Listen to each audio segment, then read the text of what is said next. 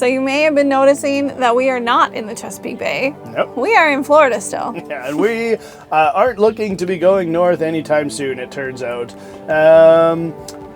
And there's lots of reasons for that, not the least of which is that we are really enjoying being close to our good friends on Fresh to Salty and all the time we're getting to spend with them. Absolutely. There you go. Indian Harbor Beach / Melbourne here is actually not really all that bad for all the amenities, food, water, groceries, all the things. Yeah. It's not wildly cruiser friendly here, but you know, it's relatively easy to get the things we need. Yeah. And also, I do not like to be cold anymore. So Kim is actually possibly allergic to the cold. Yes. So my vote was to stay in Florida. But probably one of the biggest reasons why we are here in Florida still is that we are, unfortunately, we're quite tight on money. Between the Canadian-American exchange being much worse than expected, you know, it took quite a while to get through the States, both fixing the boat in North Carolina and the ICW took longer than expected. The trip to the Bahamas was a bit more than expected. It wasn't wildly more so, but just in general, we just don't have as much money at this stage as we would like. And that kind of scares us because we have some fairly bigger ticket repairs and systems upgrades and things that we want to do. You may remember a few episodes ago when we were in the Bahamas, we broke and modified our mainsail track and we've been permanently reefed ever since. Our second and nearly brand new generator has recently died, if you didn't catch that episode. So we want solar now instead, which is that's foolproof. That's leading us towards feeling like we really need to have solar so that we're not dependent on a generator. And then there's other things, if you've been watching all along, our cutlass bearing is not in fantastic shape and will need to be done at some point. There is, I don't know, but not enough bottom paint on this boat. It's not none. There's some. Certain patches. There's some areas that are still bottom paint. Yeah. So there's a loom over us. Yeah, so all of those things have kind of left us in a kind of a weird and a little bit stressed state of mind. There's just so many little things and big things that you have to work through that, you know, after a while of doing it, you just kind of like, I just want to not do any deciding on anything today. Yeah. We're learning very quickly what decision fatigue is.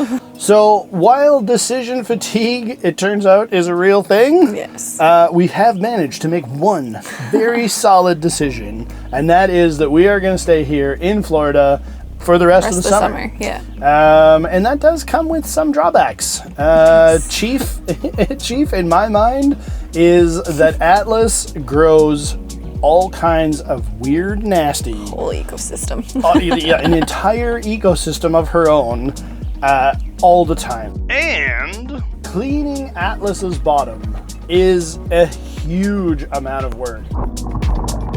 Oh right, did I forget to mention that the ultra-aggressive catfish and angelfish also attack me every time I clean the bottom? I have been spending so much time in the water. At most, I can get about 10 days or 2 weeks between needing to do bottom cleanings.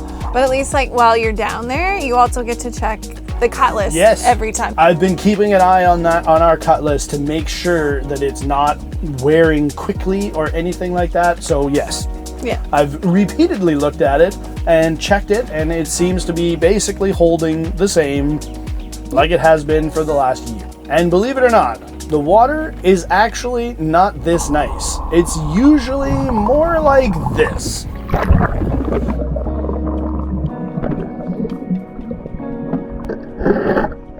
So, our amazing, fantastic, wonderful friends on Fresh to Salty have loaned me their Hookah. If you don't know what a Hookah is, it's basically an air compressor, a water catch filter, a hose, and a dive regulator all rigged together so that I can breathe underwater and I don't have to come up every 12.3 seconds and catch my breath again.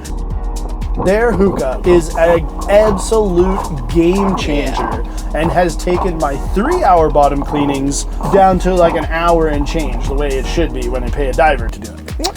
So that is absolutely amazing. Thank you so much, Fresh to Salty. You guys are amazing. You know it, we know it, and now all of YouTube knows it. Yes. Thank you for watching. If you're enjoying this episode, please give us a like and subscribe to our channel. So last night we went to go over to our friend's boat for a little dinner get together, and I had a lot of trouble with our Trusty outboard. It did in fact start, but it basically will only run at, how do I explain that? When it's in neutral, the throttle will only go so high, and it will basically only run at max that throttle. As soon as I try and throttle it back or idle it back at all, it just immediately dies. It is now sat all night, and I am going to try it again. Oh, it almost idled there. Unfortunately, it would not run well. And anybody that has any experience with outboard engines probably already knows what I'm about to say.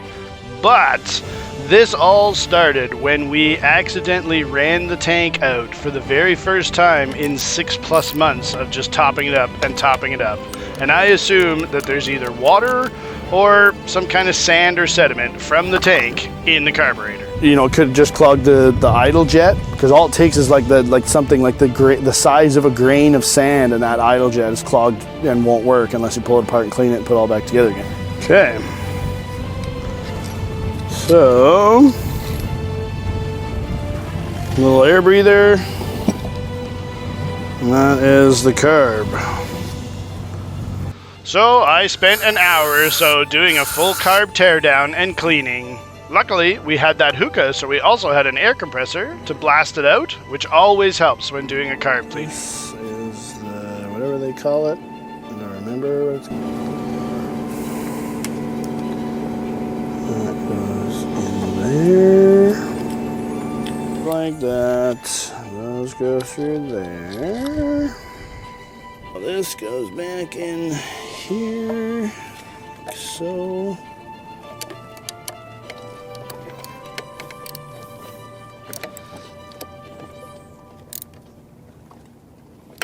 So, with the carb torn down, cleaned up, and reinstalled, I decided it was time to change out both the fuel filters and also put a new set of plugs in.